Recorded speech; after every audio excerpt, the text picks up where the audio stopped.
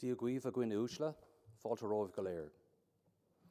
We're delighted to welcome you all to the Royal Irish Academy for tonight's discourse. There's so much to know, post-pandemic reflections on the human thirst for knowledge and its value and utility. I'm Professor Pat Gyrey, President of the Royal Irish Academy.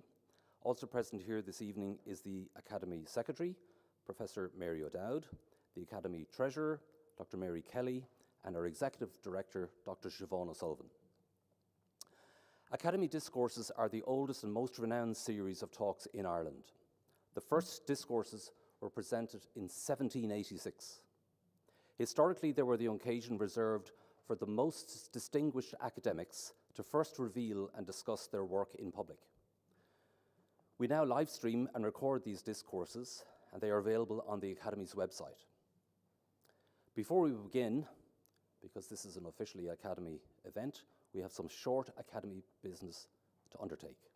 The minutes of our last discourse, Why Are There So Few Women Political Leaders, on the 30th of March 2023, were posted online.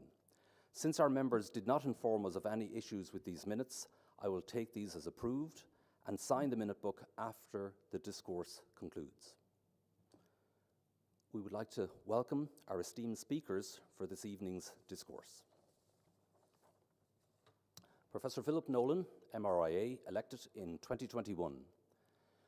So Philip earned his degrees in physiology and subsequently medicine at University College Dublin, and was also awarded a PhD in physiology. He joined the academic staff of the Department of Human Anatomy and Physiology at UCD in 1996, winning President's Awards for both research and teaching. He was appointed Director of the UCD Conway Institute for Biomolecular and Biomedical Research in 2023, and subsequently as Registrar and Deputy President of UCD in 2004. Thereafter, he was appointed President of the University of Maynooth, now Maynooth University, I should get it right, and after his time there, he was appointed, as you all know, as the Director General of Science Foundation Ireland on the 17th of January 2022. He has more recently been centrally involved in the management of the COVID-19 pandemic as a member of the National Public Health Emergency Team, chairing its disease modelling subgroup. He's a member of the Royal Irish Academy, as previously noted, and an honorary fellow of the Faculty of Public Health Medicine of the Royal College of Physicians of Ireland. The response this evening will be given by Professor Hannah McGee, MRIA. She is the Deputy Vice-Chancellor for Academic Affairs at the Royal College of Surgeons in Ireland. She was admitted as a member of the Academy in 2022. And within the Royal College of Surgeons in Ireland, she has fostered collaboration across cognate disciplines since she joined in 1987, becoming founding chair, Division of Population Health Sciences in 2006, and Dean of the Faculty of Medicine and Health Sciences in 2010. So now to the discourse, which I'm certainly looking forward to myself. And Philip, over to you.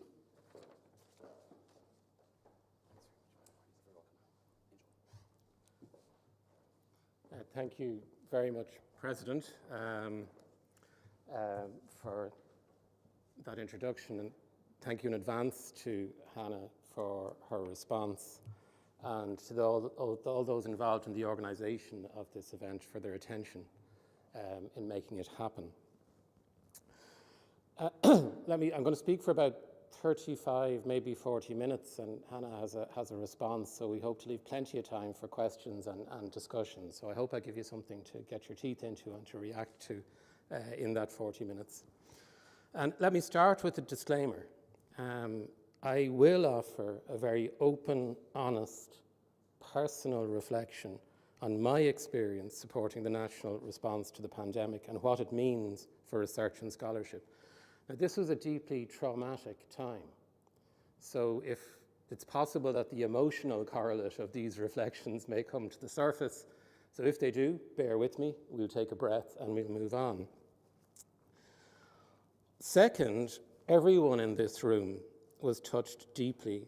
Everybody lost somebody very close to them or close to them. And as I'm being analytic and clinical in reflecting upon what happened, I do so with great respect for the grief of the living and for the dead. Third, let me say how deeply honored I am, and I really mean this, deeply honored, first to have been elected a member of the Academy, and second to have been invited to give this discourse. It's customary to say such things, but I'm not really sure I'm not sure you can understand how much I mean those words, that I am honored. So let me say this. This is a map of Dublin with the Pobble Deprivation Index for 2006, with deeply disadvantaged in red and very affluent in dark blue. I grew up where the Arrow was, in Cabra West. And to be honest with you, there was very little to inspire or give hope to a child in this rather bleak and desolate environment. It was a somewhat brutal place. There were my parents, who had won scholarships to secondary school, met as young civil servants, and created a home of books, hobbies, music, where education, learning, and practical skills were valued. There were my school teachers, especially in English and science. And from my childhood home, over here, I could see Broome Bridge. And I had learned in a book borrowed from the Mobile Library that William Rowan Hamilton, walking from Dunsink Observatory to Trinity College Dublin, had scratched his famous quaternion equation on this parapet. Just as a sideline, it also turns out that Sheila Tinney MRIA, that groundbreaking mathematical physicist, did her second level education in the Dominican convent next door. I only discovered this about 6 months ago because it was one of the few schools in Ireland where girls could do honours mathematics. So the equation was scratched on this parapet not far from my home, and it meant a great deal to me as a child that a fundamental scientific breakthrough could happen in a place like the place in which I lived. When I was admitted to the Academy and signed the membership roll, I could not resist the need of the child within me and asked the librarian to take me back to the page on that same roll where Hamilton had signed that same book. So this might help you understand how much it means to me to have been afforded the privilege of presenting a discourse to this august Academy. You're no doubt expecting over the next 35 to 40 minutes some analysis of our experience of the recent pandemic, that dreadful dislocating crisis. What lessons have we learned? How might we better prepare for future emergencies? It is the case that throughout the pandemic, many specific and general technical lessons were learned which could inform pragmatic strategies to make us more resilient and help us respond better in the future. And I'll talk at some length about the work we did and quite briefly about the lessons, the technical lessons that we learned. Because throughout and after the pandemic, I had this very strong sense that there were deeper and different lessons to be learned from this awful event. And I spend much of my time linking the narrative, how was it actually, and try to explore those deeper lessons out of it. The primary stimulus to the reflections that I'll share with you today was that so often sitting at my desk during the pandemic, considering how to understand, explain, and help manage the appropriate technical and social response to some new development, it was hard to escape this thought. If we are finding this so challenging, how are we going to successfully address the climate and biodiversity crisis? That's a rather bleak prospect. At the same time, there are two real sources of proximate hope and inspiration. The first was the extraordinary creative and intellectual capacity of the academic colleagues, the public health specialists, and the public servants with whom I was working.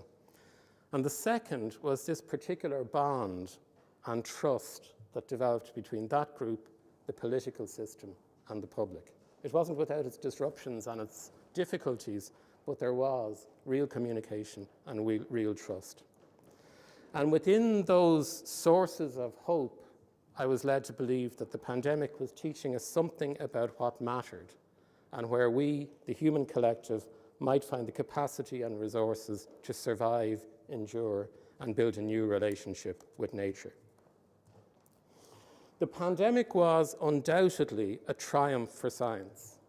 The first patients with severe viral pneumonia presented to a hospital in Wuhan in the middle of December 2020. And we saw for the first time from the washings of the airway fluid of those patients the coronavirus, which we all became to know so well. The virus was soon named SARS coronavirus 2, and the disease that caused COVID-19.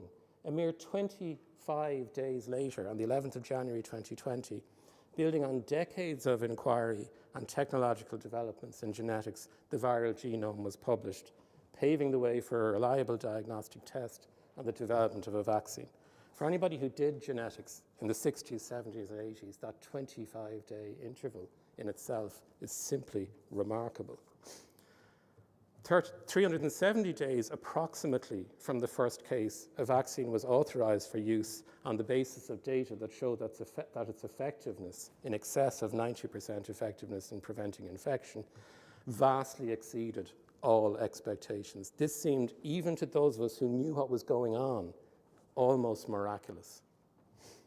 Ireland confirmed its first case of COVID-19 on the 29th of February 2020.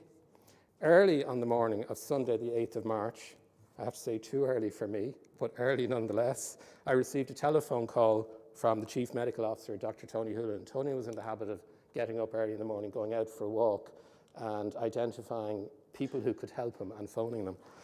So early in the morning, I got this phone call, and he asked me the question, did we have anybody in Ireland working on the mathematical modelling of infectious disease? We had 19 confirmed cases at this point, but given the transmissibility of the virus, and the fact that there was no effective immunity in the population because we hadn't encountered this virus before, it was inevitable that the numbers infected would rise exponentially over the coming weeks. The only question was when and how rapidly. A quantitative analysis of possible scenarios for the coming weeks was essential, but we had no formal or standing capacity to do such analyses. The truth was, we didn't really have anybody across our academic and public health system working on mathematical modelling of infectious disease. Nonetheless, through my contacts within the university system in statistics and epidemiology, but more importantly, the contacts of those contacts, we very quickly assembled a group with the necessary skills. They were all working on something else, but they were able to pivot to this new challenge. The core of this group had its first video call on Thursday, the 12th of March, 2020, and over subsequent weeks, we rapidly assembled a large interdisciplinary group comprising applied mathematicians, statisticians, biostatisticians, they're not the same thing, computer scientists, geospatial scientists, epidemiologists, health economists, and vitally, public health specialists. The first thing that we had to do, the first thing we could do, was simply, we didn't know enough about the virus to do anything than see how quickly it was spreading and project forward how quickly it might spread. So the first thing we could do was to simply project the exponential growth in infection to make it clear the extraordinary burden of disease that would develop if effective action was not taken to suppress transmission. This is one such early projection from about 2 weeks later, 26th of March 2020, showing the cumulative number of confirmed cases. Let me just pick this up. Cumulative number of confirmed cases up to that date in grey. It's the early work of statisticians, Professors Chris Brunson, Brendan Murphy, and Carl Walsh of Maynooth, UCD, and UL, respectively. The estimated growth rate in cases in the early days, so this is a linear y-axis, so it's hard to see the growth, but the estimated rate of growth was 33% per day. So it's 30% per day. So if we had 100 cases today, we would have 130 tomorrow, 170 the day after, 220 the day after that, 630 by the end of the week, almost 4,000 new cases per day. It's always instructive to do that. It's instructive to start with a number and grow it exponentially. You're astonished by how quickly you get. So you could do this yourself. I saved to the time. Each of those numbers is simply 30% greater than the preceding number, and you go from 100 to 4,000 in the case of 2 weeks. Even that simple reality, it's a mathematical reality, but it's completely counterintuitive. That was our first step in talking to the political system It may seem fine now, but it's going to get very bad very quickly. This rate of growth, 30% per day, gives us the black curve. At this stage, we had earlier projections, and it was this rate of growth that led to the much derided projection at the time. We made this projection in early March, that we could have about 15,000 cases per day by the end of March. We didn't, but we didn't only because effective action was taken, not so much in response to these models, but in response to the appalling news that was coming out of Italy. So we were at this point in escalating restrictions, and we were the day before a national stay-at-home order. The question was, would these measures be sufficient to suppress transmission? And so we compared this unmitigated black line with lower rates of growth, starting at 10% per day in red, down to 2% per day in green. And then monitored the actuals. This is incredibly simple. Any decent mathematician or physicist could do it. Or not even a particularly decent one, it's very straightforward. And then monitored the actuals against that rate of exponential growth, showing that the disease was subjected to these restrictions growing at less than 2% per day. This approach is valid only in the early stages of an outbreak. As more people become infected, those that survive have some immunity to further infections, so it's more difficult for the virus to spread, and the rate of growth of infection starts to fall. This requires a different type of model, an SEIR model. These slides were animated, but I don't think it's going to do too much damage that they're not. So an SEIR model divides the population into compartments. The first compartment contains those that are susceptible to the disease. So you can imagine the population moving between these boxes. And we start with all 5 million people in Ireland in the susceptible box because we've never seen this virus before and nobody has any immunity. These people, susceptible people, become exposed to the virus through contact with, at this stage, a very small number of people who are infected. And if they're exposed to the virus, they then moved into the exposed compartment. And they do so at a rate that depends upon how many infected people are there in the population and the transmission rate, beta, the rate at which, based on that kind of force of infection, it's not really the force, based on that force from the infected people, the rate at which susceptible people convert to exposed people. So they're exposed, they have the virus growing within them, but they're not yet capable of infecting others. Beta, this rate at which people become exposed, depends upon the transmissibility of the virus. It's kind of intrinsic, how easy the virus passes from one person to another. The level of social contact in the population, and the level of risk, the average level of risk associated with any one social contact. So if we're washing our hands, wearing masks, maintaining distance, the level of risk of contact is reduced. Beta is related to the infamous effective reproduction number, or R number, that thing which nobody ever heard of before March 2020, and now we're all too familiar with. So the reproduction number is the average number of other people to whom the infection is transmitted by a typical single infected person. So beta is the rate of transmission per unit time, slightly harder concept for people to absorb, whereas reproduction number is the total number of people that are infected over the duration of an infected period, an easier thing to explain and an easier thing to get people to modify their behaviors around. So when somebody's exposed, the virus replicates within them for several days, the latent period, after which time the amount of virus in their system means they're capable of infecting others. Hence, they move at a rate determined by this period into the infectious compartment, driving further infections in other people. The infectious period for SARS coronavirus 2 is typically 5 to 8 days. It can be longer, rarely shorter.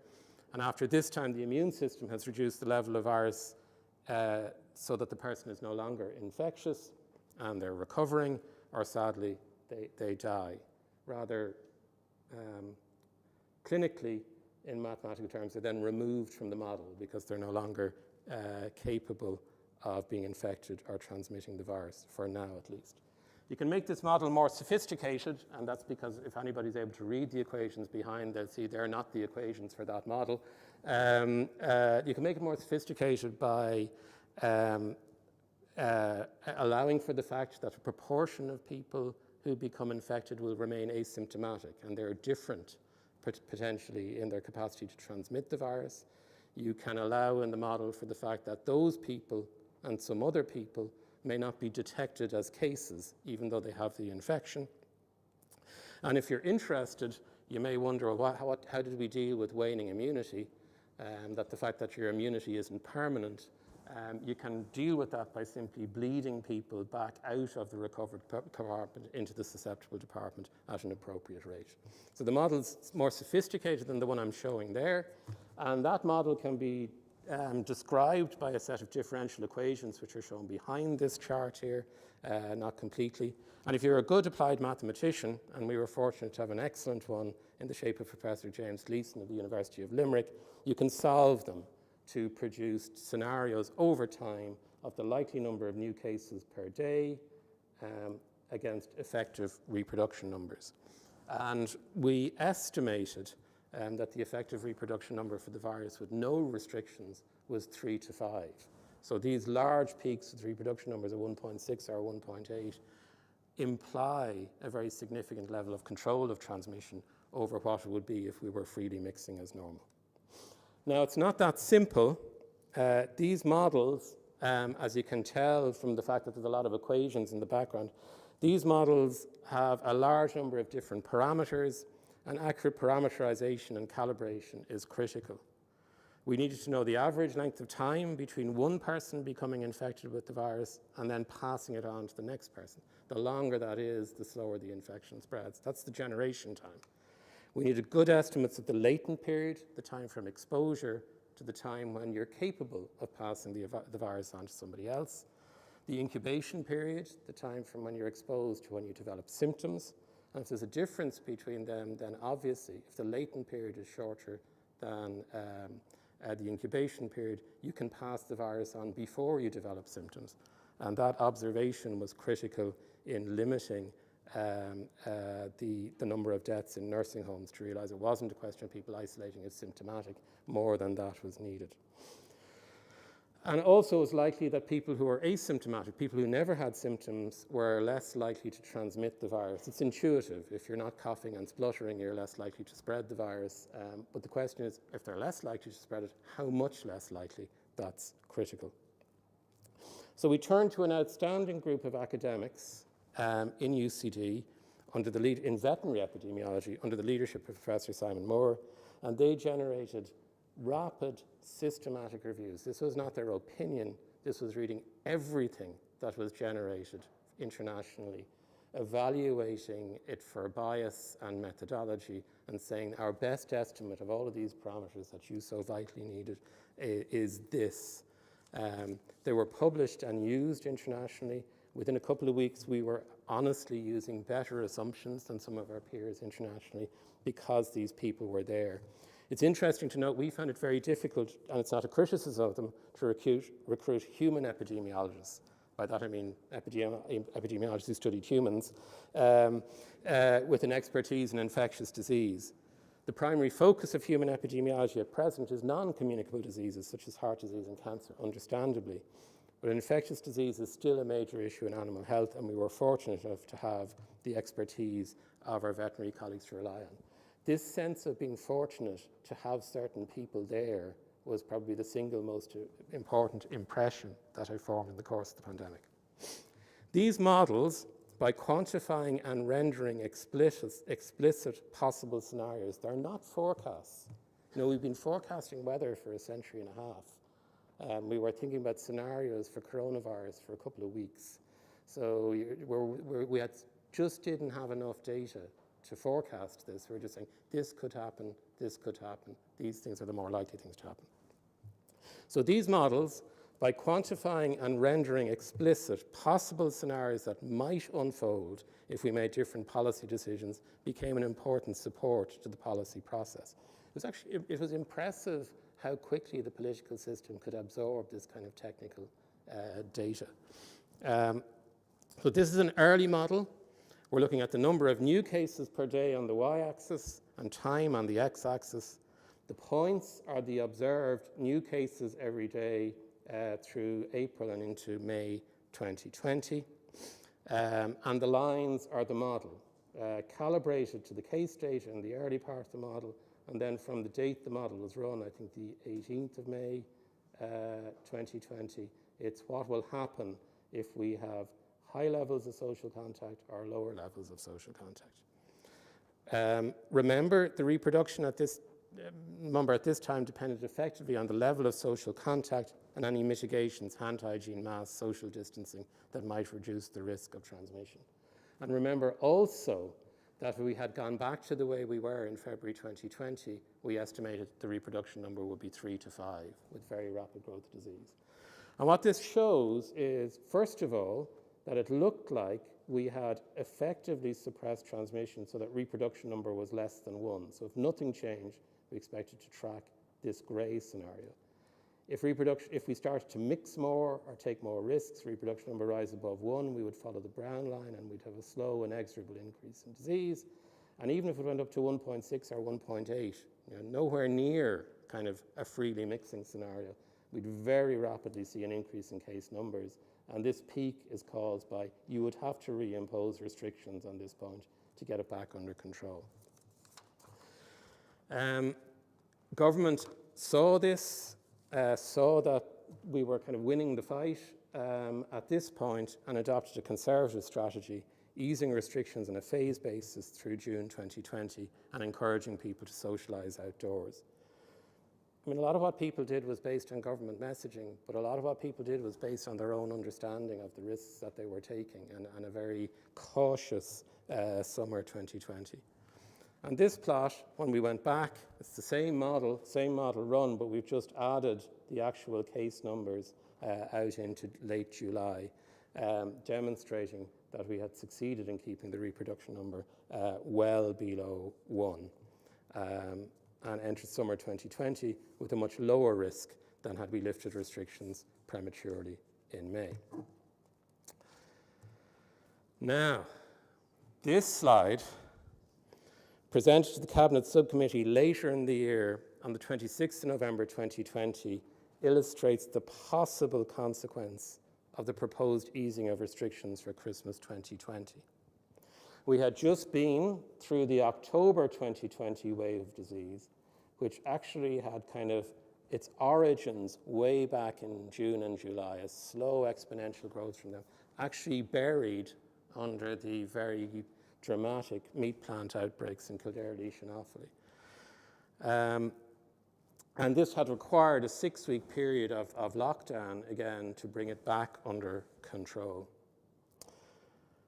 There was pressure to ease restrictions on household mixing and to open hospitality for the Christmas period.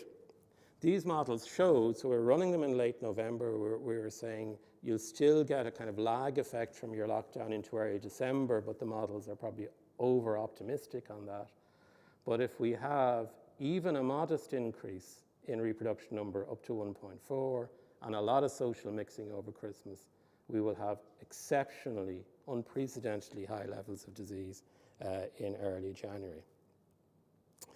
We had, as we presented these models, case numbers of around 250 per day and falling.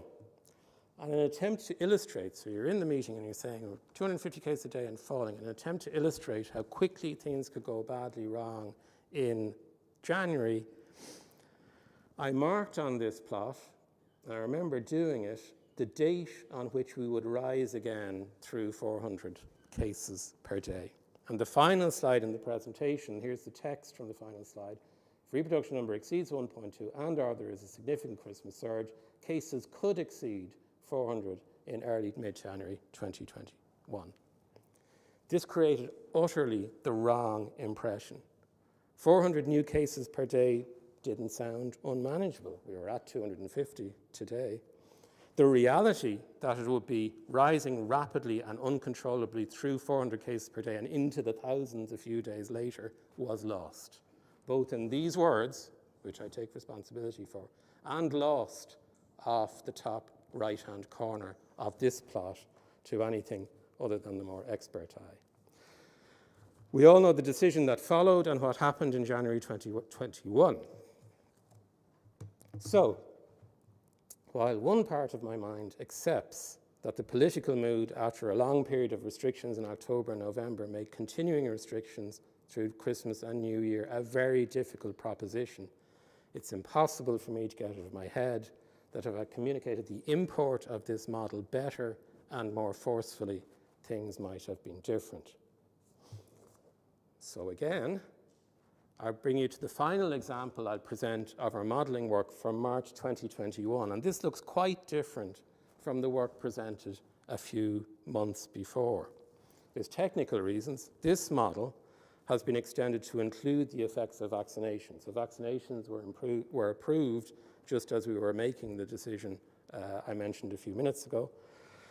So the model has been extended to include the effects of vaccination on infection and severity of outcome. This was a formidable technical task. I really have to note my admiration of colleagues who did this in the time available, and so much so the work is published in the journals of that sister academy, the Proceedings of the Royal Society, by invitation of the Royal Statistical Society, because the work they did was so interesting and original. So we were just emerging from the awful wave of disease of January 2021. So these are 3 separate model runs. So there's my pointer down there, 1, 2, 3. And you can see the March 2020, October 2020, and literally off the charts, January 2021, waves of disease. And government were again considering, again after a long lockdown, with case numbers coming back under control, government were again considering easing restrictions. Now, over the previous 6 months, models and scientific and public health advice have become more contentious. What were the assumptions underpinning different scenarios?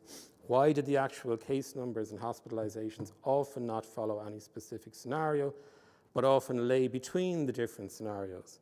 Why were some scientists arguing that targeted technical interventions could slow the spread more effectively than the severe restrictions under which we were living, while others were arguing the opposite?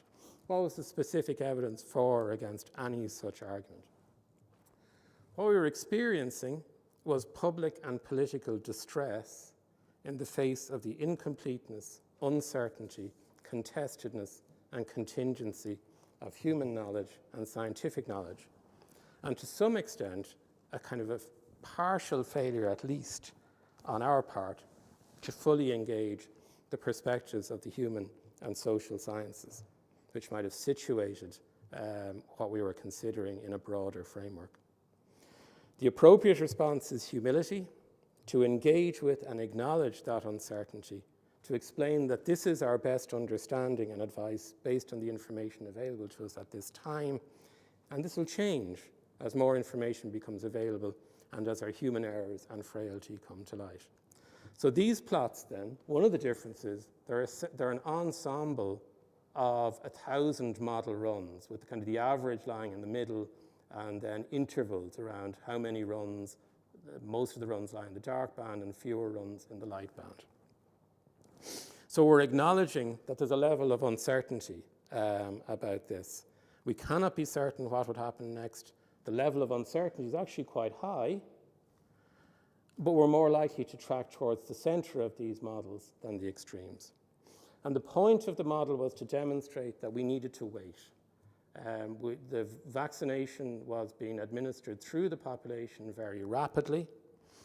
And if we lifted restrictions too soon, before the level of vaccination was adequate, we would likely get a very large wave of disease, whereas if we delayed, that wave would be greatly attenuated.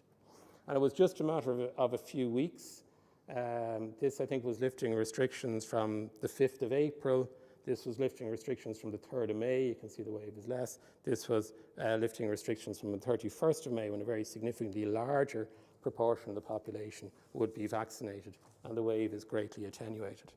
One member of cabinet did respond to this by saying, it's always another couple of weeks with you guys, isn't it? But nonetheless, this was simply a period of 8 weeks. And even though we're acknowledging the uncertainty, the conclusion is confidently asserted. A delay of weeks greatly attenuates any fourth wave. this time for many reasons, least of which was the presentation of the model. The advice to delay and phase the lifting of restrictions was accepted. I don't have time to talk about the really elegant age cohorted model developed by Professor Jim Duggan in the University of Galway, which took into account the age structure of the population and different patterns of social mixing between age groups, nor the model that derives the numbers in hospital and intensive care, which is developed by Sean Lyons and Conor Keegan in the ESRI, using a healthcare supply and demand model that they had built for other purposes, nor the extensive analytic work that backed all of this up and calibrated it, done by statisticians, biostatisticians, and geospatial scientists. But I really want to acknowledge how important that work was. So what lessons might we learn from this experience? There are pragmatic lessons for public health summarized on this slide, which we don't have time to explore. My apologies. But let me just give one example. We constantly face questions as to whether a given intervention was potentially useful or effective. For example, air filtrations in classrooms. And in this case, it would have been really useful to run a good, simple trial. Place filters in a sample of classrooms, dummy filters in a similar set of classrooms. It's not that simple, but you get the point, and monitor the level of infection in the classroom and the associated households over time. We had the talent to do this work, but we simply didn't have the structures or infrastructures. We badly need this kind of capacity to test and evaluate public health interventions, but actually much more broadly to use the equipment of trials and studies to understand the effectiveness and impact of wider public policy interventions. And just again, a disclaimer, I don't believe that every public policy question can be solved by a randomized controlled trial, but some can be helped. However, there were broader lessons, and these are the lessons that I really want to focus on. And the first was how vital, how critical it was to have the raw talent available, from disciplines as diverse as applied mathematics to veterinary epidemiology. This wasn't the result of some grand strategy or systematic investment. Now, that's a bit unfair. It wasn't the result of a strategy where somebody said, we are going to need these people for this purpose, therefore we will invest in them across the span of their career. Of course, I have to acknowledge that serial governments and serial agencies and institutions had invested in people over time, but not necessarily with a view to what end they would serve on the basis that it was strategically a good thing.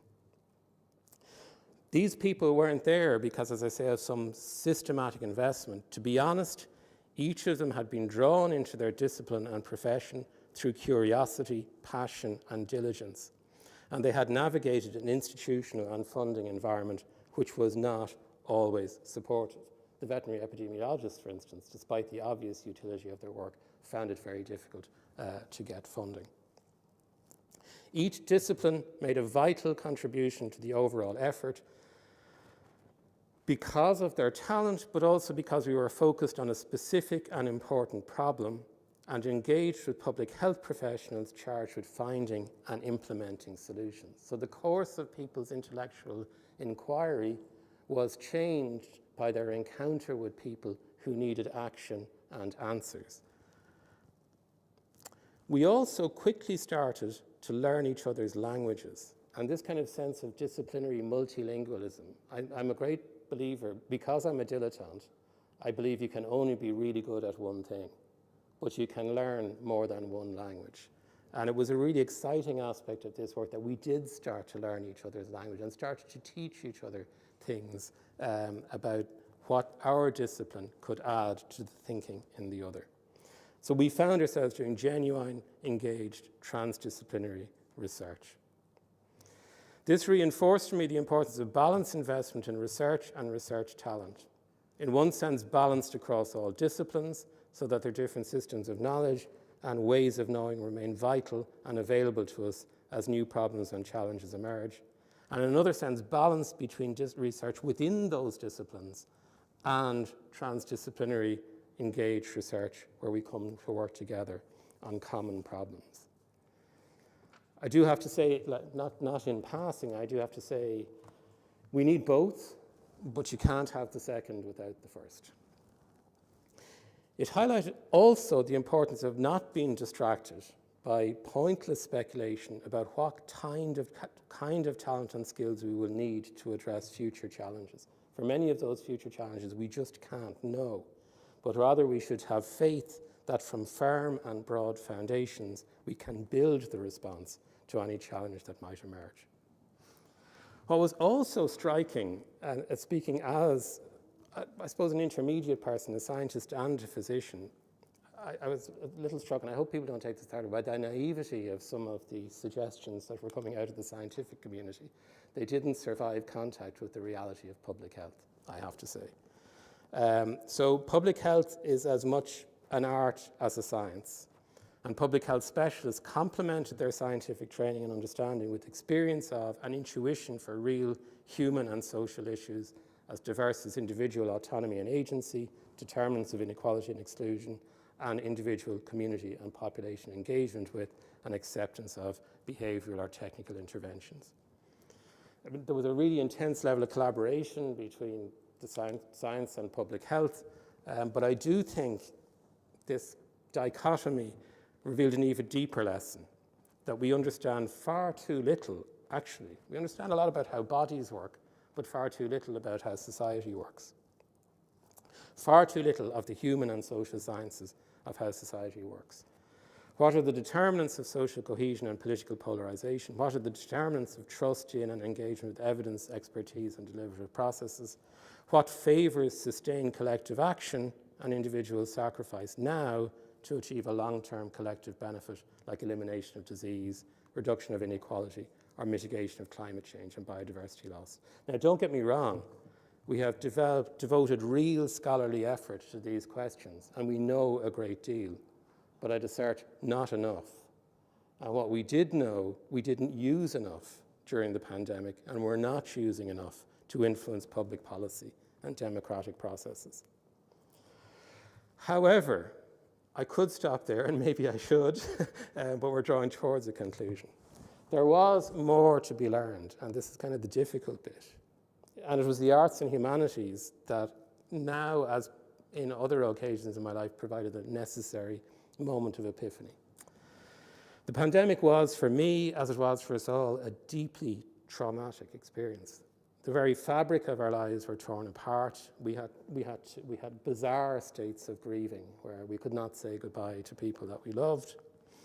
And we were forced to confront our terrible vulnerability, that we're not as in control of our destinies as we would like to think.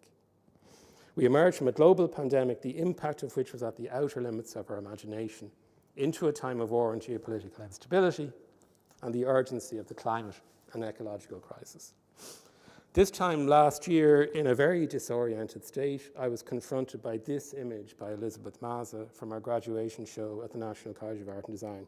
I've talked about it before. I can see some people in the audience who've seen me talk about this before, but I do want to return to it because of the profound impact it had on me and the message that it sent. Entitled Empty Tank. I warned you. I think it was the title that got me, actually. Entitled Empty Tank, it captures that sense of exhaustion, running on empty, that many of us felt at the time. The figure reminds me that our trauma, individual and collective, is embodied and distorting. We're in some intermediate space, so that the left is the image and the right is how the image was installed in the exhibition. And the character in this kind of distorted, unusual posture is in some intermediate space. They're on the road between where they're coming from and where they're obliged to go. And the installation extends the metaphor to one of shock, being jump-started, reanimated, defibrillated even. The image sets up a real tension between technology, humanity, and ecology. There's a sense of industrial decay, contamination, violation of the landscape. And there's something sinister, brutal about these clamps and cables, and then in the image itself and the posture of the figure. Yet at the same time, there's a sense of progress. A young person on some journey, tired but moving, sort of journey every generation has to take. So my point is this: none of the science or social science in the world could have revealed to me what was revealed by this work of art. This is it. This is crisis. This is the turning point. The important thing is to keep going and keep learning. Where does this leave us? It leaves us on the cusp of a conclusion, you'll be glad to hear. But I hope you'll forgive me a diversion and indulge me a short diversion. This is Melty Brains. This is a collection of 5 graduates of Maynooth University, as it happens, 2 in music technology and 3 in music. I've had the privilege of conferring each of the 5 of them with their degrees. And they're operating at their frontier, the frontier of their creativity. They're building on a deep knowledge of music and its history, mastery of their instruments and the technology, and a sensitivity that all that's authentic and innovative in modern popular music, drawing more from the margins than the mainstream. There's an entirely separate discourse on the power of inclusive higher education through its graduates to conserve, challenge, renew, and reanimate the broad and rich tapestry of human culture. But that's not my reason for introducing them today. The violinist is the son of my best friends, and a number of years ago, the band joined us on holiday in France to write and rehearse. I taught one of them, Donica, to make a crude macchiato coffee using an Italian stovetop pot and a hot milk and a whisk. I found him at breakfast a few mornings later, sitting in the sunshine with just such a coffee. He turned to me and said, "What do you call this again?" "Macchiato," I said. And ever the teacher, I explained, "It's from the Italian. It means stained. It's the same root as the English word immaculate without stain. Cafe macchiato simply means coffee stained by the addition of a little milk." Another guest in the house, Paul, a translator, added, "Yes, and in France they call it a noisette, which means hazelnut because of its hazelnut color." Donnie stared at his coffee a moment longer before quietly, almost mournfully, with his head sinking into his hands, saying, "Oh man, there's so much to know." So, I mean, this heartfelt observation really struck a chord. There is so much to know. And the drive to come to know, to understand, put that knowledge and understanding to good use to create. These are really deep human motivations and desires. There's so much to know could be the motto for my intellectual and professional life. It at least became the title of this talk. So this brings me to my argument. The root of our resilience, the origin of the capacity to respond to the pandemic and to respond to future challenges and catastrophes is the fundamental desire to know, to explore, to create, and endure. The childlike expression, "there's so much to know," reveals something, as do the vivid memories we all hold of the liminal state of childhood, where our world was contained, but there was so much beyond the threshold, beyond the mouth of the cave, that we were driven to explore, but anxious at crossing the threshold into the unknown. These words reveal, and these observations reveal, that curiosity is a deep animal and human characteristic, which has been evolutionarily, I could show you the evidence, socially and culturally preserved, even privileged, because of the benefits that it brings. Even if you think about it intuitively, the practice of curiosity carries significant risks of harm to an animal or the child, but the benefits are greater, hence the conservation of the trait. The narrative of the pandemic in this discourse emphasized the importance of raw talent across a wide range of disciplines in mounting an effective response.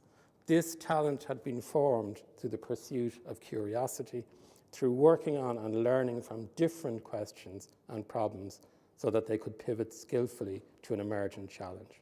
More broadly, the science, knowledge, and talent that served us well during the pandemic had its roots in curiosity-driven research. A short cautionary tale. Let us consider for a moment these extraordinary mRNA vaccines. The proposition for mRNA therapeutics is simple. You want the body to manufacture a protein, usually to replace the protein that's missing or malformed. So you provide the cells with the messenger RNA, the genetic template, to make that protein. For mRNA vaccines, you want the cells to make foreign proteins, the spike protein of the virus, to prepare your immune system for its inevitable encounter with the virus itself. However, the use of mRNA as a therapeutic faces extraordinary technical obstacles of tolerability, delivery, and specificity. Tolerability. If you inject mRNA, the immune system goes, "What is this?" attacks it, and you just get sick. Delivery, the mRNA is unstable and doesn't cross the cell membrane, so it's hard to get into the cells. Specificity, it's hard to target that message to a given cell type and a given purpose within that cell type. This is Dr. Kati Kariko, whom I had the privilege of meeting. You may have seen her or heard her speak. She was curious as to what caused these problems of tolerability and delivery. She worked assiduously through the 1990s, a biochemist, and 2000s to address these questions. The possibility of mRNA therapeutics seems so remote to most scientists that she simply could not get her work funded. She was ultimately demoted by her university for a failure to publish and failure to raise adequate research funding. Her fundamental breakthrough was the result of curiosity based on an observation, like so much of what we all learned about in the course of our careers. She was conducting experiments on synthetic mRNA as a potential therapy. So she'd made these RNA molecules. They were being injected into experimental models, and disastrously, she reached a roadblock. The animals just got sick because of the immune reaction to the mRNA. She noticed that the transfer RNA she was using as a control did not cause this immune reaction. She carefully investigated why this was the case. What were the biochemical differences? And found those specific biochemical differences between transfer RNA and messenger RNA that meant the former didn't provoke an immune reaction. This is her careful breakthrough paper, publishing the result that RNA is no longer recognized if you modify it by the immune system, if you modify it appropriately. It paved the way, it told us a lot about the evolution of RNA, the differences between bacterial and animal RNA. It's useful if bacterial RNA appears in your system for your immune system to go wild, not so useful if it's a therapeutic. And it also paved the way for synthetic mRNA to be engineered so that it was tolerable and later be injected in the vaccines with which we are all now so familiar and so grateful. It's only part of the story, but it's an important part of the story. And the conclusions of the paper are typically tentative. This new finding might be useful for this, or this, or this. We just don't know yet. Only time and our continued efforts will tell. The paper was submitted to that most prestigious of journals, Nature, and was rejected as not being sufficiently interesting or important. It's tough at the frontier. Actually, if I might, a print of this, I'd just like to acknowledge the fact that my two daughters, Rachel and Eve, are here. At a very difficult time in my life, my daughter, I think trying to send me a message, bought me a print of this, and I simply wouldn't have made it through the last 2 years without them. So let me conclude by considering for a moment what we mean by curiosity. If I argue for curiosity-driven research, people have concerns about what that might mean. The roots of the word lie in the Latin cura, to care. It implies careful, diligent inquiry into something that doesn't quite make sense. It's not idle curiosity. It's a question of wanting to investigate that which is not known, that which does not fit, that which does not make sense. It's an investigation not based on assumptions as to the likely outcome and its value, but based on the experience that diligently, persistently, carefully investigating that which is most curious, in another sense of the word, is the approach most likely to reveal that which is important. The idea of impact is a useful way to understand, in retrospect, how the sum of our efforts has yielded tangible benefits for people, communities, and society in order to encourage governments that future investment might be valuable. But it's a relatively poor guide to our future explorations. It would be better to focus on that which is most interesting, most curious. Curiosity-led research is not necessarily fundamental research. Curiosity often drives us to investigate how something might be used, might be applied, might work, why it doesn't work, as we've just seen, and that exploration usually throws up new and important curiosities. Curiosity-led research does not mean that we alone in the academy define the questions. A transformative component of the pandemic for me was the experience of engaged research, engaged with the public, engaged with their political representatives, with the public health community. They had questions of their own. They wanted to understand what we already knew. They needed to be part of the uncertain process of learning. They wanted to propose answers. They were open, following that dialogue, to what we might discover together, came to understand the contingency of our knowledge, but to trust in what we found.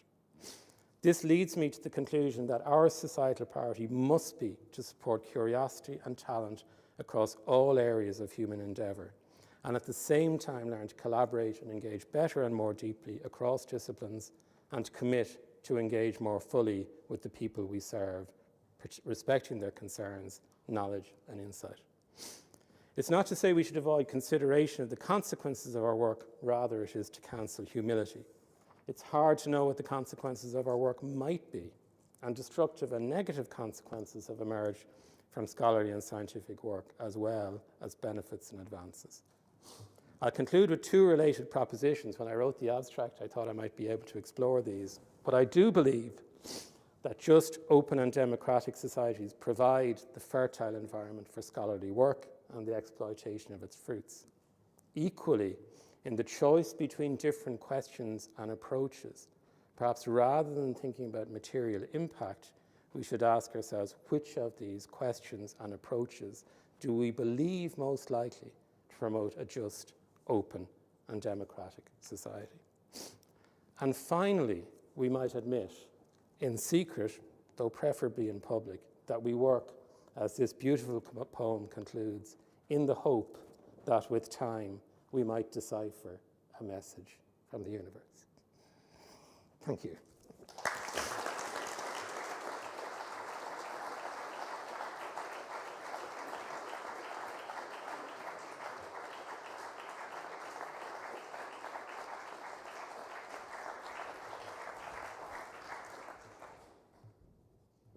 Thank you indeed, Philip, and good evening, everyone. President Geary, officers of the Academy, members of the Academy and guests here this evening, and guests online. It is my great honour also, as Philip has said, to speak in this forum this evening and to be part of such a historic series of lectures. Thank you very much, Philip, for your discourse on post-pandemic reflections on the human thirst for knowledge and its value and utility. You have given us great reflection from the front line on the value of curiosity and of a society well served by expertise being pulled together in a novel situation, to the crossing of institutional and disciplinary boundaries because of the burning platform we've all faced through COVID. And if I could take your phrase, Philip, there's so much to know. It's a wonderful phrase for when we're stuck in the future. We have just been through the first global human pandemic where international communications meant we could track the pandemic in real time across the world. As you said, we could see it in Bergamo in Italy, where the possibility of a vaccine for the first time was available to protect health, and also where the scientific publishing community could first truly engage internationally on trying to find a solution. While there was much to fate in how this pandemic was managed, and you've heard some of it from our own country, there was also much to challenge. Much of it we considered in scientific terms, in graphs and numbers, as we've seen very importantly, in R0s and so on. And in the spirit of the transdisciplinarity in our deliberations this evening and of the Academy, one of the most powerful contributions on the pandemic that I came across, the image that stayed with me, was from a contemporary poet. And unapologetically, she is a fellow Carlow woman, Deirdre Brennan. And Deirdre speaks from the vantage point, from her vantage point as an octogenarian. And her poem is entitled The Culling, March 2020. And she says, I see the culling of my generation in the photos of the dead who reach out to me, before the headlines and the evening news, who now, named and numbered, are set afloat on so many commemorative wreaths among brimming tranquility pools, to the haunting lament of flute and uilleann pipes. Tomorrow, another set of sacrificial victims will take their place, and flute and uilleann pipes play on. So just that recollection that, as Philip started, that this was an enormously significant and impactful event for us all. So we have to consider, as curious beings, how well all of the initiatives undertaken served all of society. And to ask, as we support curiosity and talent, what, as to Philip's last question, will be the most likely to support and promote a just, open and democratic society. I suggest we look both to the past and the present in terms of pandemics. Looking to the past, in my now PC, pre-COVID, in my academic role in 2019, blissfully unaware of what was ahead, we had decided to champion a largely forgotten hero of RCSI in developing our concept of a new school of population health. And the hero was Sir Charles Cameron, who was the professor effectively of public health, but his job title in the 1860s was Professor of Hygiene and Political Medicine, which seems like a very good description for what public health is, I think, today. And at the age of 88, he was still working, and he was the medical superintendent officer of health for Dublin when the Spanish flu arrived here. And when COVID struck, we went back to his writings, and we found that he had 9 key recommendations on a simple poster for officials and for the general public to manage the 1999 influenza epidemic, as he called it. I won't read all 9, but the first one says, keep away from crowded assemblies. The second one, do not spit on the floor or tram car or on the streets. In sneezing, keep a handkerchief to your face. And then the 9th one says, do not attend wakes. A pretty good list of actions had we put it on the newspapers on the very first day of the pandemic, and so very relevant to COVID-19. And I think we need, in a way, if I can paraphrase the phrase back to the future, I think we need to go forward to the past when planning for future scenarios where human health and well-being, or indeed planetary health, are threatened. And COVID will soon be part of that past. What we have learned from COVID is that we can act on and take forward, what have we learned from COVID that we can act on and take forward in future challenges? What can we agree that we've learned before these lessons are forgotten, as many lessons of the Spanish flu were, in a way, I think, actively forgotten? We have seen the human thirst for knowledge, for understanding and for agency through COVID. The information available to the public as well as to scientists, health professionals and policymakers has been unprecedented. We have, however, seen challenges to that thirst for knowledge in, I suggest, 3 ways that need to be addressed.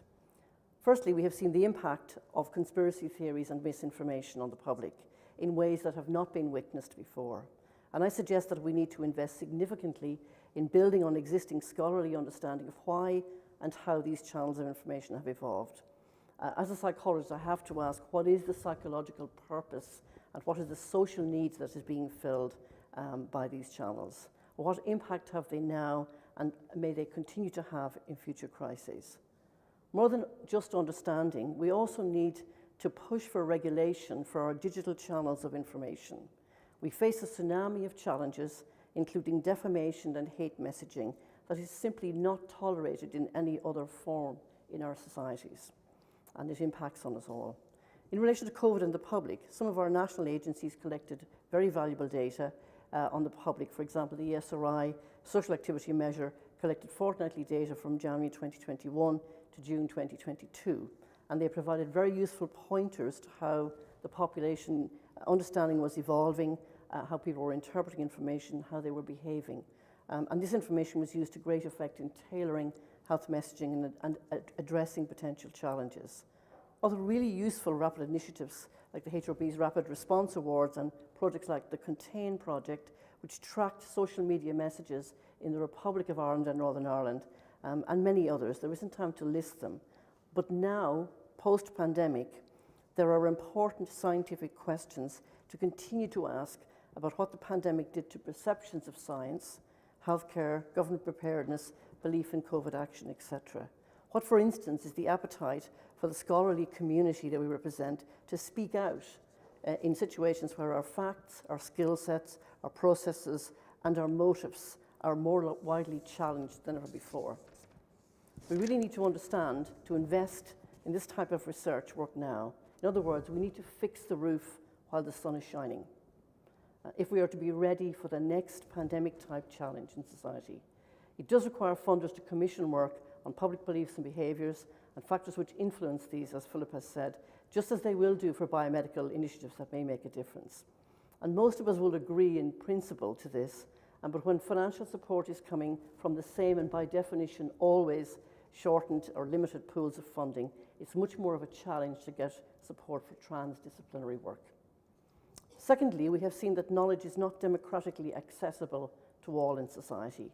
At the broadest level, we need to ask questions as academic communities about scientific literacy and the responsibility for scientific literacy and engagement in our society. Much misinformation would likely be counterbalanced and discounted if basic scientific principles were more widely understood and shared. In this pandemic in Ireland, I believe trust in experts was a strong feature in holding communities to government health recommendations. And trust is often a substitute for knowledge. But I think in future challenges, we need both. We need trust in experts through and alongside a strong public understanding of scientific concepts.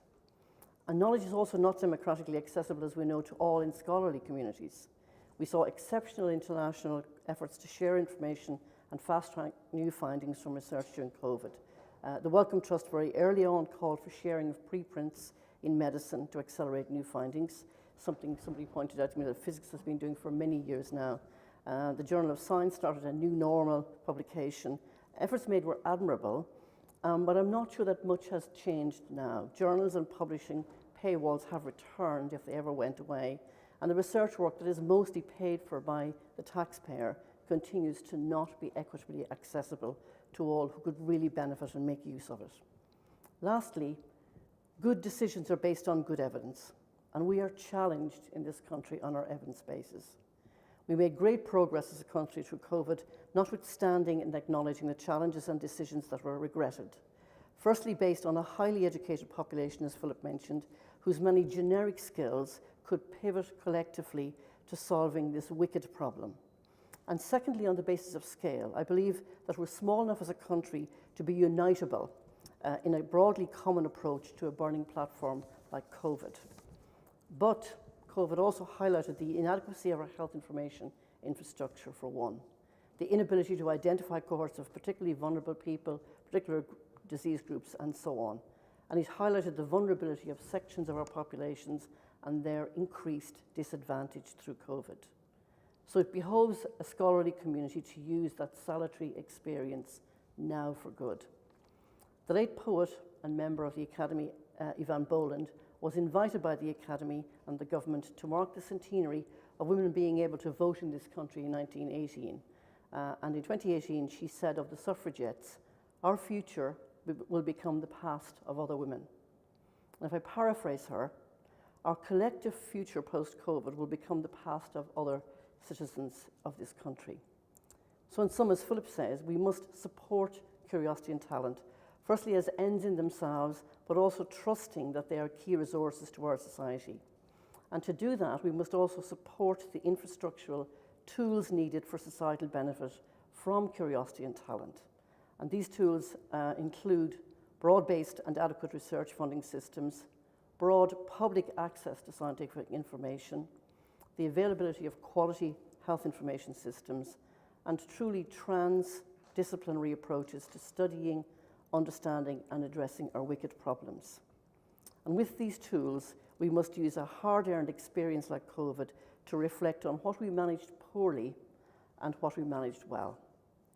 These tools then, and these reflections, become the essential building blocks to enable curiosity and talent to deliver more equitably for our society and beyond. Thank you very much.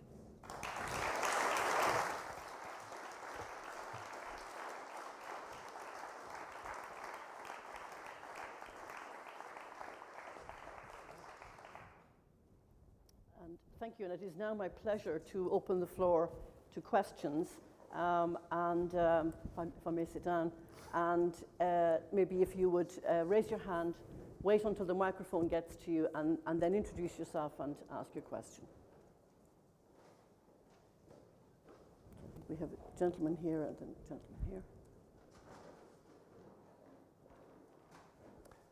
Jim Miley, Irish University Association. Philip, thank you very much for a really interesting discourse. I think I was reflecting on the human mind and the fact that how quickly we can begin to forget major traumatic events in our lives. And Hannah, thanks to you for your response, that particularly that poem, which was lovely, I think, and really captured a lot of our thoughts. I questioned Philip about the very early stages. So in those first days after you got the phone call and you assembled the team, there was an alternative view. Our next door neighbours, well, based on a fairly chaotic political response, adopted a half-assed, I suppose, herd immunity response. But we had others like Sweden who adopted that policy full on. So I presume there is a very strong scientific basis for that alternative. So I suppose my question is, was there within your group or within the wider scientific community who know about this, was there a dialogue or an argument about whether that was ever a realistic option in Ireland?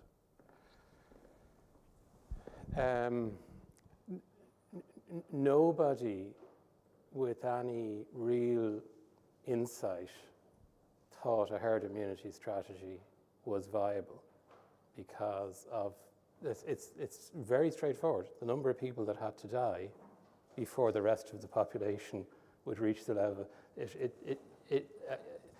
You could do it on a high-performance computer at the back of the envelope. It was simply unacceptable. So Dominic Cummings' view of herd immunity is utterly different from Anders Tegnell's view about how one should protect society. So Sweden didn't pursue a herd immunity strategy. Sweden believed that their society didn't need formal restrictions in the same way as we might have thought our society did. And there's profound social and structural reasons for that. So for instance, the number of single-person households in Sweden compared to the number of single-person households in Ireland.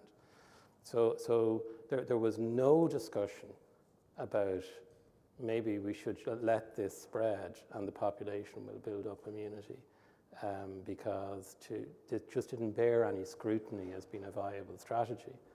There was lots of discussion, not so much in our modelling group, but in the broader, and like Siobhan O'Sullivan here would have been part of those discussions about what guidance / regulation did our community need and would respond to. And that's my point about, I don't think we had lots of really good scientific tools available to us in deliberating those questions.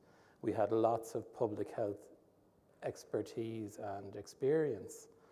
I'm not sure we had enough of the social science of how people work. So short answer, no, because it's simply not a strategy, even though some small segments, to be honest with you, of the British establishment might have talked about it a bit.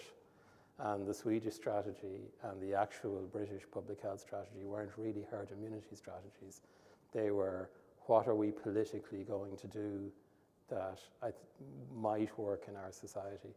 And I should probably stop commenting then on the kind of legitimacy of those decisions. One might have a view as to how kind of,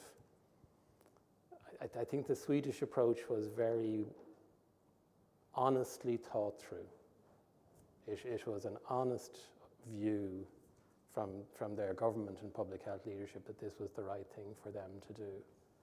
And our position was, again, an honest view. We certainly couldn't let this rip as people might have said. We needed to contain it, and the only route to viable immunity was to wait for the vaccine. And there was, I would say in 2020, we were thinking this could be a couple of years. So thank you, Dr. Carrico and colleagues, and the company that she went into to make the technology work, for instance. Sorry, too long an answer. There was a speaker here, middle way up. Hi, Dan Carey, Royal Irish Academy in Galway. Thank you very much for a fantastic discourse and response. My question was about another of the phrases, which probably is again more associated with the UK, which was follow the science. And obviously there's some problems there and a relatively unsophisticated notion of what science might constitute. I mean, in some ways, the gist of your argument was really follow the mathematics and to engage in probabilistic reasoning, which is a much different kind of intellectual exercise than something which is reducible to following the science as if that were one thing. So I wondered if you could comment on that. Yeah. I mean, that follow the science really started to irritate, to say the least. And I have to be also say it started to be follow my science. There was a certain amount of attention seeking. I'll be honest, there were lots of us who were getting attention who would rather we had less. So yes, I think you're absolutely right. I think follow the scholarship, or follow that great therapeutic phrase, trust the process. So I think embracing the fact that high levels of uncertainty are part of the scholarly process, but they lead to better decisions because I like the way you're thinking about it as probabilistic reasoning, but I don't think you or I would want to extend that to all disciplines other than simply as an analogy. So I think there is great power in appreciating the uncertainty of the observations, theories that we're building our judgments on. And people grasp that very quickly. We have a speaker here in the middle. Just to begin the microphone, just to say, in relation to wanting to be famous or not, one of your colleagues, whom I shan't name here, his son said to him recently, "Daddy, are you famous?" And his response is, "I used to be famous." 6 o'clock news fame fades in time. So anyway, his son was puzzled about how things had changed. So anyway, question Bridget Laughlin, UCD, Royal Irish Academy. Thanks, Philip. That was an amazing tour de force of the experience. And I think one of the big lessons that comes out, not just of the public health side, but the general response is that it vindicated public power. It vindicated the power of states over markets. Markets could not have addressed or solved this problem, and we've been through a very long period where markets were basically winning the argument. And so I think it was a very important vindication of the importance of public power. And I use public power rather than states because it worked at so many different levels. But my question is, to what extent was there a transnational exchange with the inner core group, the role of the WHO, the Centre for Disease Prevention and Control, the European medicines? To what extent, even though obviously it had to be, public policy had to be located in each society, but to what extent was there, not just on the scientific side, but the public health side, a transnational exchange on what was happening? So I completely agree with you on the public power piece, and interestingly, like the comparative politics of this are fascinating. Like the totalitarian approach ultimately didn't work because it couldn't be sustained forever.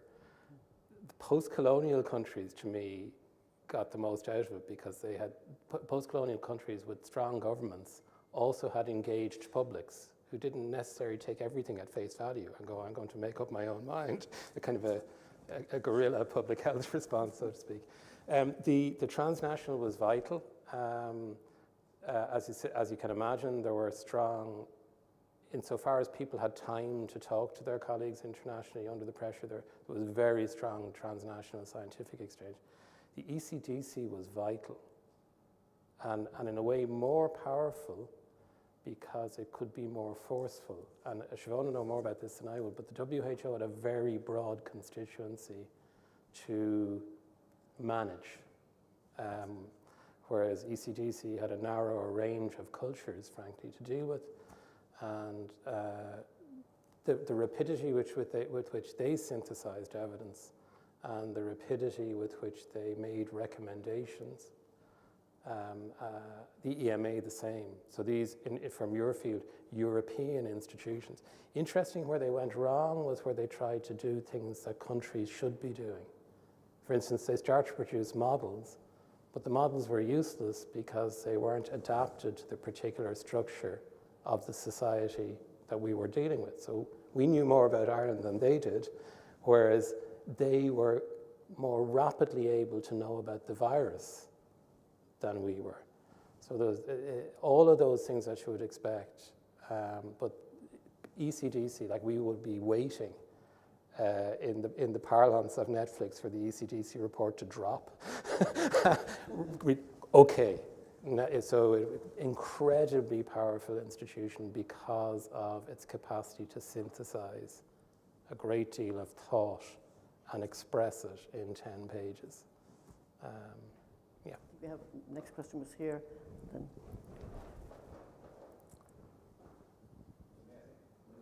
This gentleman here was actually before you. So who is it? Me? Yes. Just to raise a really awkward question. I mean, where the world failed, I think, was in international solidarity. I mean, there was a heated debate about patent waivers and the role of intellectual property rights and whether this should be state-run or done by industry. Would you like to comment on the intellectual property dimension of this whole thing? Maybe Hannah might, because it's not really my area of expertise, other than to go back to Bridget's comment about the public power, that the importance of, I don't know, Sean, do you want to comment on the patent issue? But I don't, because it's complex. There's a fantastic colleague in Maynooth, actually, who could, if you want to invite her for a discourse, could. But the one thing that I will say, of course, markets are useful for some things, you know, for quite a range of things. So like to Bridget's point, like what the state decides it's going to deliver, what the state decides it's going to allow the market to deliver. I agree with you, they're big issues. And the obligation on collectives of wealthy nations, such as the EU, to address issues of inequality and lack of access is high. And so the technicalities of the patent issue, no, I won't comment on. But the importance of state power and transnational power in leveraging the markets, what markets are good for, and retaining to the state the things that states should do, is the big lesson, I think. And that is exactly what I would have said, really, of thinking about the ECDC and the role of transnational institutions in power to make changes in this space. I don't know if Siobhan, because you're involved in the ethics aspect of NEFIT, wanted to make a comment?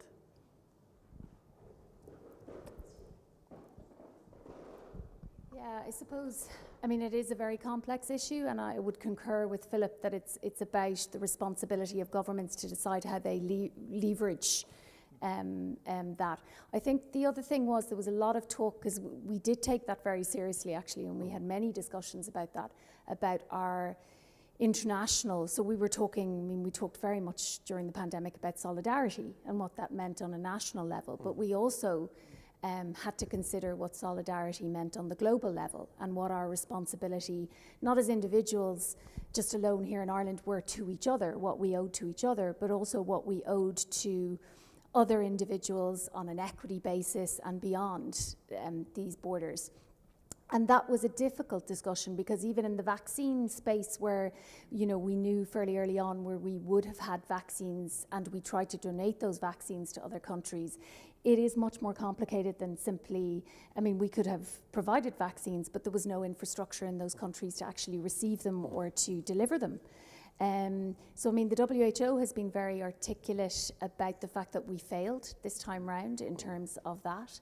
But I think we have learned lessons, and I think the lessons are complex, multifaceted, and it isn't as simple maybe as just patents but it's much more of I think a multifaceted response, and building infrastructure and recognising those differences between the global north and south.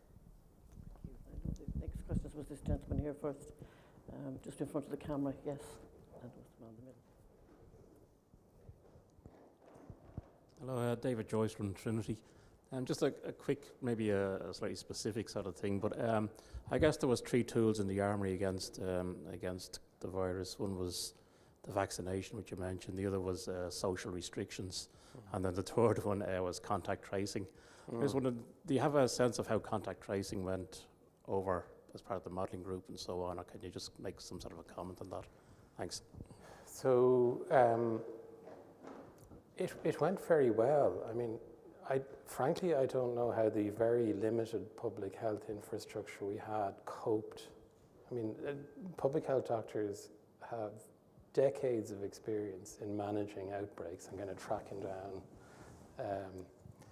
I remember one government minister suggesting, having met a professor, that if we used artificial intelligence, we could tell where the virus was spreading. And I said, we know where the virus is spreading.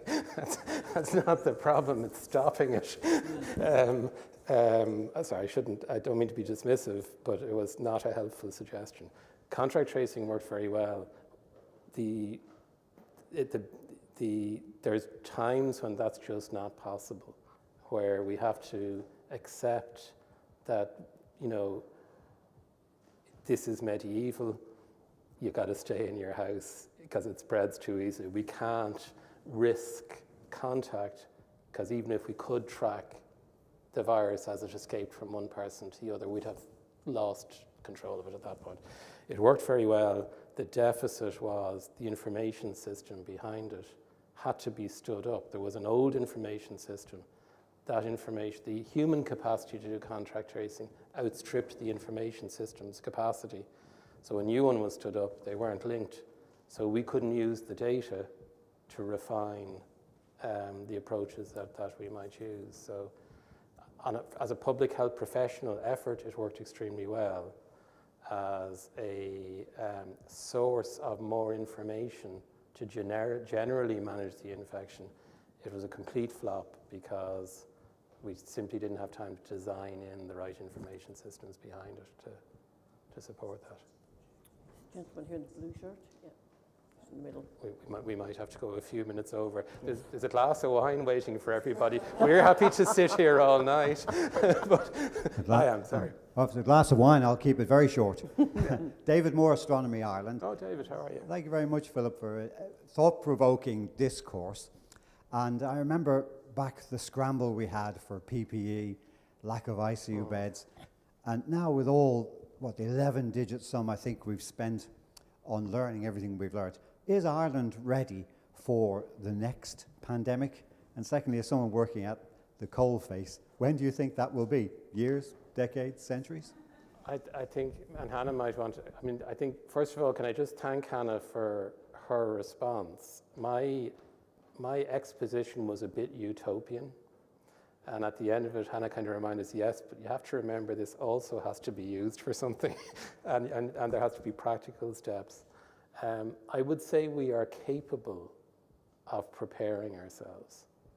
There's a formal review done by my former boss, Hugh Brady, of the whole sitting on the minister's desk.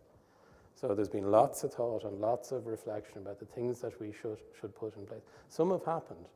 We didn't have consultants in public health medicine. As we went into the pandemic, we have them now. So some of the things that are put up there about having strong regional departments, national governance, that's beginning to be put in place, perhaps less full-heartedly than it should be. So we know what we need to do. It's in that report. I think you were on that review group. It's in the report, in the department. Hannah's given you some outline as to the things that we need to do. The talent is there. And the investment required on government's part is modest in the grand scheme of things and massive, because it's not about, it will prepare us for the next pandemic, but it will also give us a much more effective public health system with positive consequences for many other aspects of human health. So it's essential. So we're not yet better prepared, in my view, somewhat.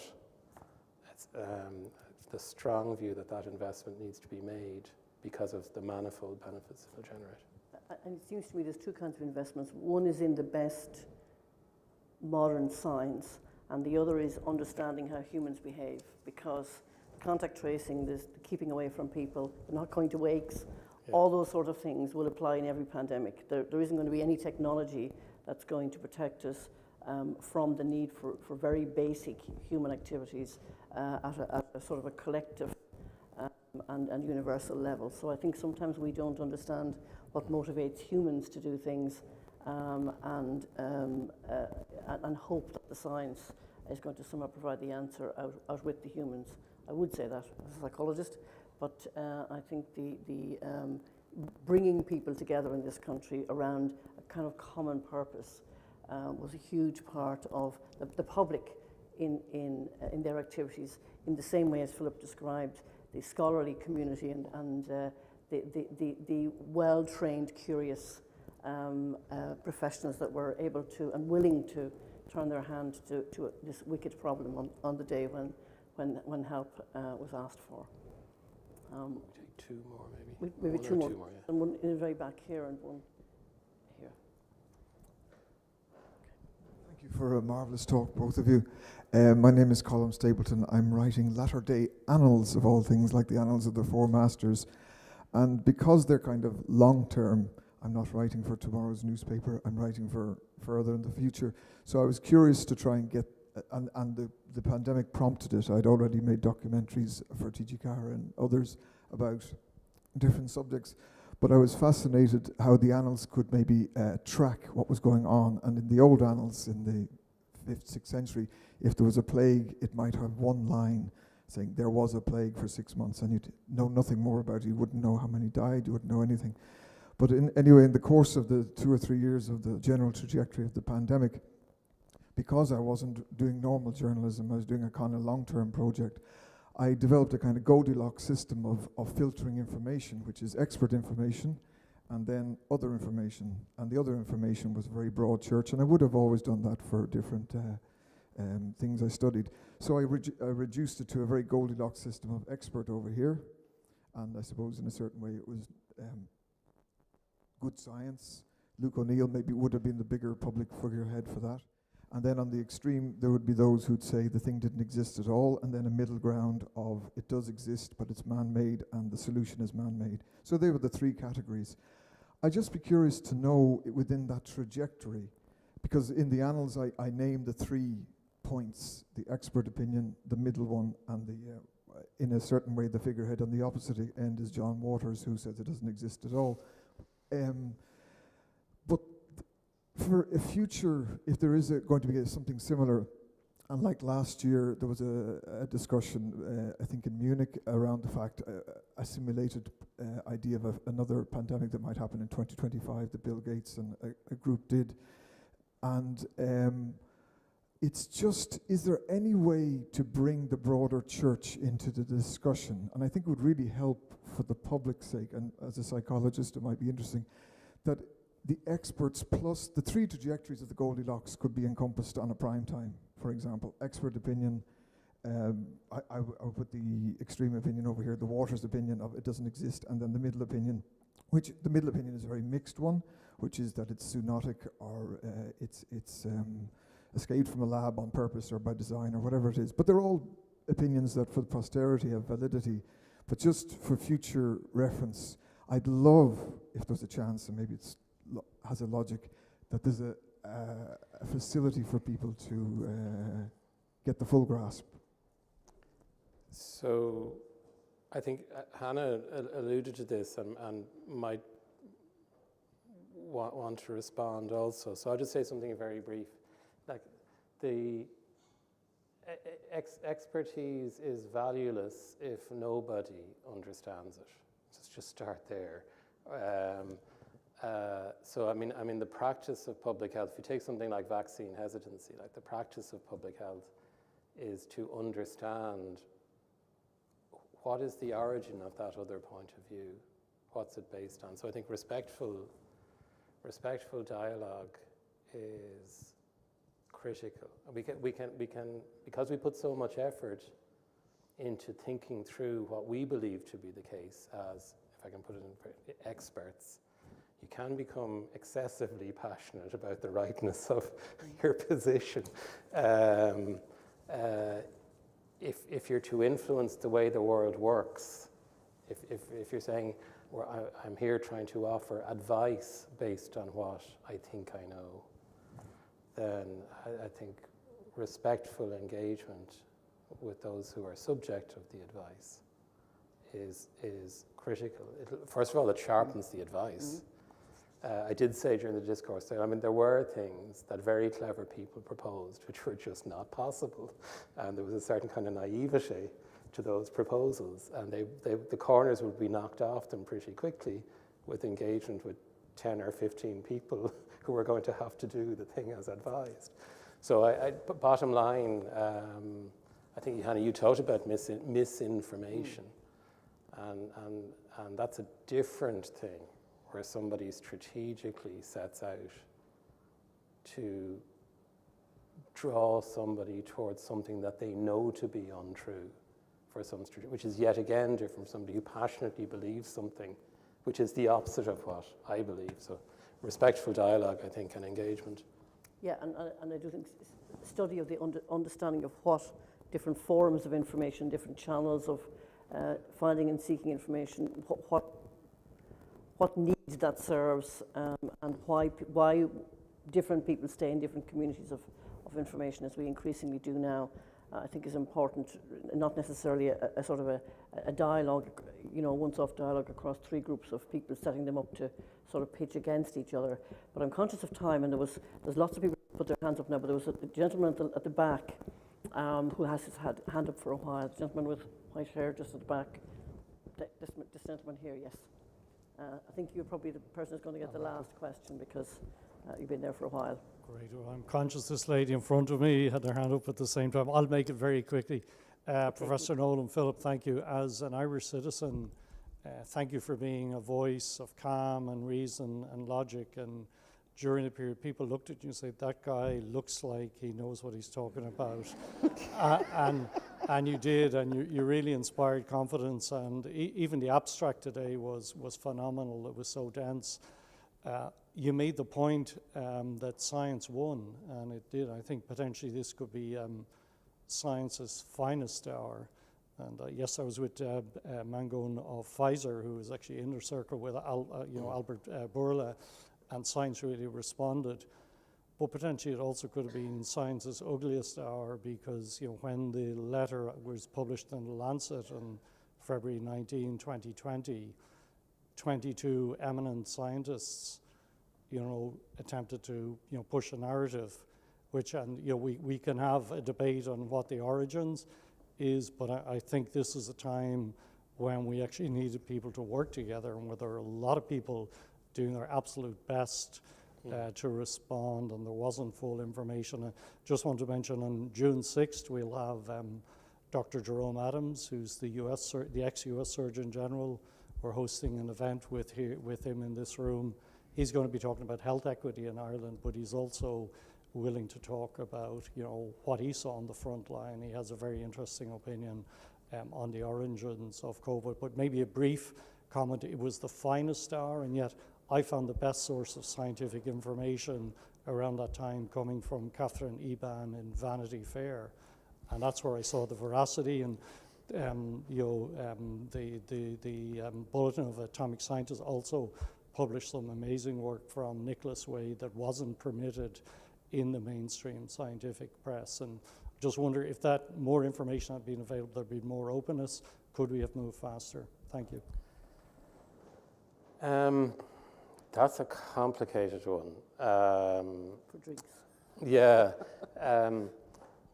I guess there are functional behaviors within the scientific community, and there are dysfunctional behaviors. And I think we need to address the dysfunctional behaviors. There's a very important self-correcting component in peer review. It's not perfect, it has flaws, and some of the stuff that was being asserted by people, some of whom are working outside their core field of expertise and were making quite naive errors,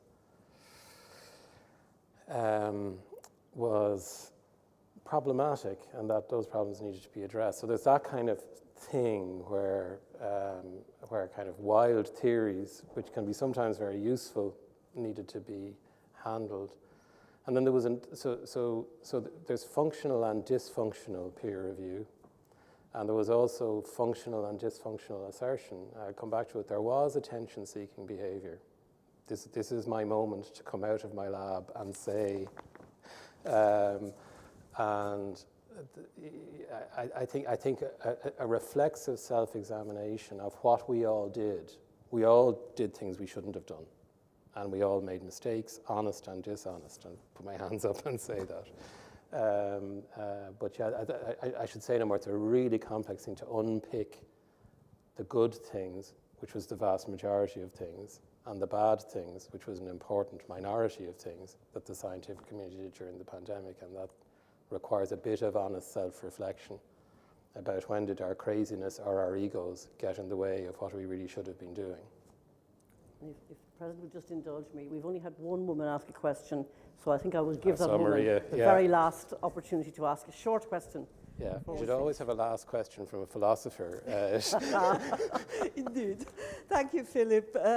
Your starting point is something that all of us here share, the Aristotelian point that all human beings by nature desire knowledge. But our work, and you're very familiar with it, our research project shows that up to 20% of the population in Western well-educated countries are knowledge resistant. That is, you cannot get to them. And that you might say, well, 20% is not such a huge number, but those 20% are becoming a political power. Yep. Now, Ireland's statistics showed, and you mentioned this, has been immune to that, but up to now, things are changing now, and we all are aware of that change, I think, even if we don't want to recognize it or acknowledge it very openly. So what do you think we can do with that 20%, particularly if they are going to become a political force, as they have in America, in UK, etc.? Yeah, so, and we used to talk about vaccine resistant, but then we kind of found that a bit oppressive, so we started talking about vaccine hesitant. So maybe they're knowledge hesitant, but I don't think they are, and this is where I think we're back to the political scientists. I mean, all I can say about that is that really worries me. As somebody for my entire life that has said, if I can learn more about this, perhaps we can make it better, to have politically motivated denial of that human potential. The famous, we've had more than enough of experts, haven't we?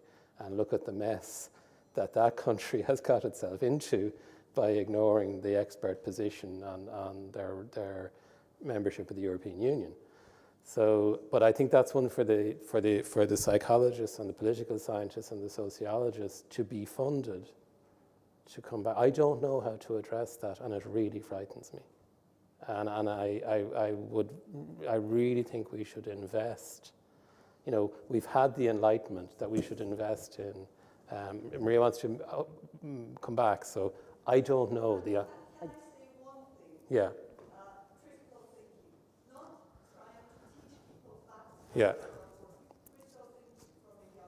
Yeah. Yeah.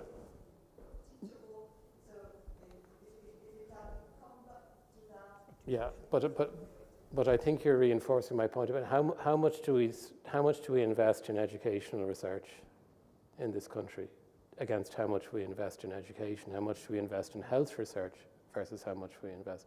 So the fundamental point that I want to make here is we invest inadequately in the scientific talent of the kind that I was, and even more inadequately in the social scientific talent and the humanities talent and human science talent that we need to help us answer those policy questions and confront that really frightening scenario where we'll know the answers or have the solutions, but people will go, I don't care, I'm still voting for that and driving my diesel car. So, yeah, so better stop.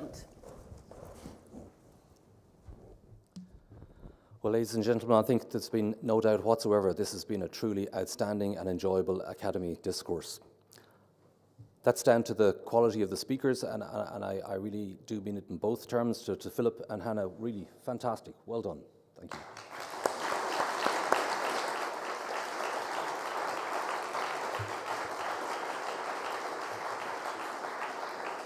I'd also like to thank the audience for the participation even, and again, that's always a good reflection of how interesting a topic is by the quality and quantity of the questions we've had. And I think, as is often the case with lectures, you learn more from the question and answer session sometimes than you do from the lecture itself.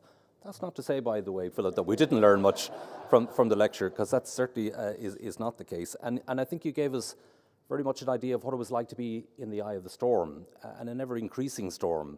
And as a human being with flaws and everyone working in effort, I mean, you could see the challenges that had to be encountered, and really, and one of the speakers already said it, but I think we do owe all the people who were involved in effort, and as you're here, Philip, you can take the praise.